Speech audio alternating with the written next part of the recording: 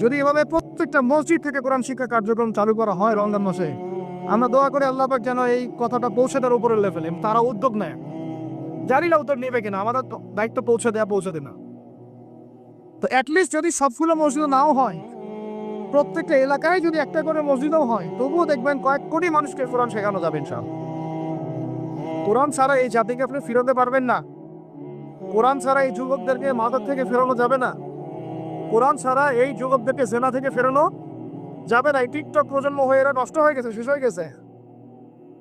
বাংলাদেশে আশঙ্কাজনক হারে এখন সমকামিতা বাড়তেছে।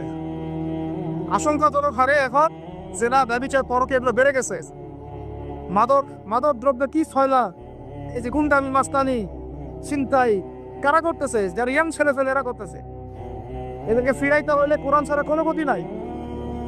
আইয়ামে জাহেলিয়াতের সেই মানুষগুলো কোরআনের আলোয় শ্রেষ্ঠ মানুষে পরিণত হয়েছে।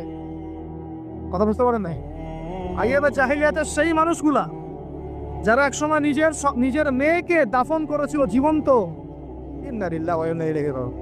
চিন্তা করা যায়? আপনি আপনার মেয়েকে দাফন করতে পারবেন জীবন্ত? পারবেন? বলেন। এরকম মানুষ যারা এই কাজ করেছিল, তারা কোরআনের সংস্পর্শে এসে সোনার মানুষে পরিণত হচ্ছে।